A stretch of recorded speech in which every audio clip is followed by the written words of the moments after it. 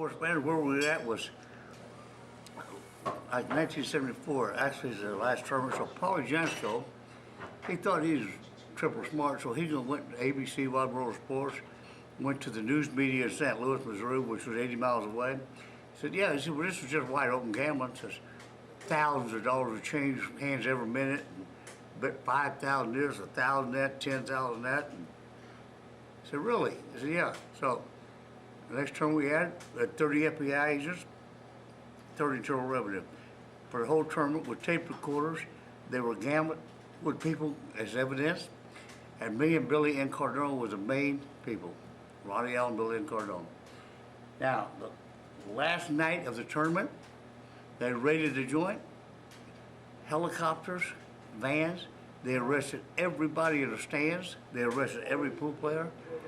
And they charged me with 5 counts of interstate gambling, which means interstate gambling law they made for the mafia. If you leave one state for the sole intent to gamble and go to another state, 5 years and 10,000 each count. They charged me with 5 counts and give it to me, arrested me, the FBI. I'm looking at 25 years. Same thing with Billy Cardone. They confiscated people's guns, their dope, everything. Anyway, we went to. What did they charge the other people with? Do you know? Too much smoke in here. You ready? On. Hello, sports man. Come back for a minute. Sorry. Yeah. So what happened was that now the Internal Revenue is involved. They think that we're mafia laundering money and all that shit and wide open gambling, and which it was. Anyway, they charged me with a law called interstate gambling, 5 years and $10,000 fine for each count. That means leave one state to go to another state for the sole purpose of gambling. Me and Billy Cardone, we're looking at 25 years in jail and a $50,000 fine. So they give us 3 days to prepare with an attorney to go in front of the grand jury in St. Louis, Missouri. All I tell you is, I was scared to death, but they arrested a lot of other people. They arrested everybody, but so we got up there to the jury, and I got the best attorney, me and Cardone, and he told us to plead the fifth. He said, plead the fifth. I can't answer those questions according to my attorney on the grounds that might incriminate me. Every time he asks that, and then I'll dismiss you, and boom, it costs us $5,000 each. And he said, don't worry, we'll drop the charges. I'll get them dropped. So that's what happened. Wow. And we went in front of the grand jury, and I've been up all night taking amphetamines and drinking, and actually I was giggling. I was feeling so good. It's a true story. And the attorney looked at me, my attorney says, Mr. Allen, he didn't even ask me that. He said, I understand that on the advice of your attorney that you have chosen to plead the Fifth Amendment on the grounds that any testimony you give might incriminate you. Is that true? That's not really. I'll answer a few questions. He said, this is funny, when he said, Mr. Allen, do you understand the question? And I snapped, you know. I said, oh, yeah, I pleaded fifth.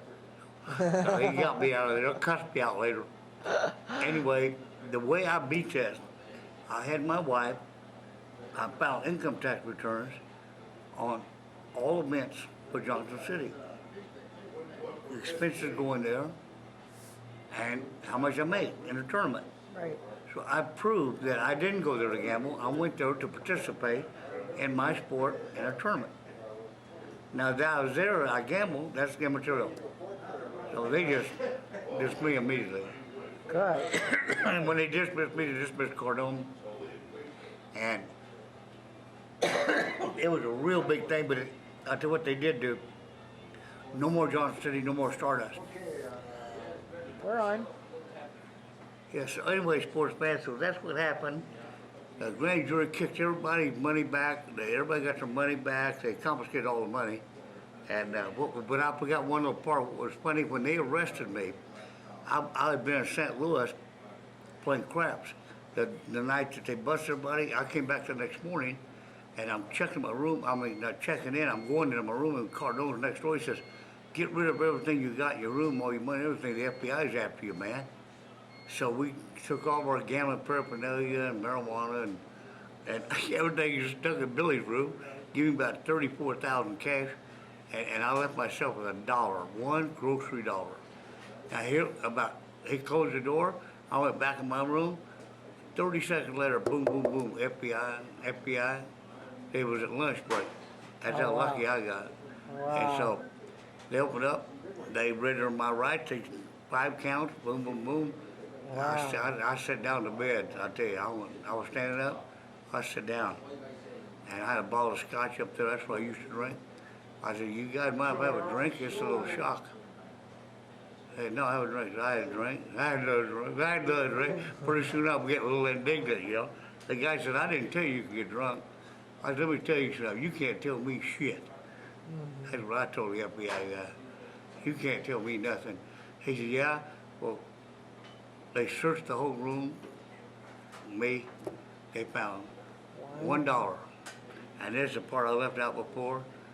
During the investigation, I beat the Internal Revenue agents at a $13,680 betting on our side. 200, 300 a game, 400 a game, 800 a game. They were betting me, and they didn't know a football from an apple. Do you understand? So I'm putting them against the nut. Yeah, I mean, almost 14,000. I just took them to get that money back. I had $1.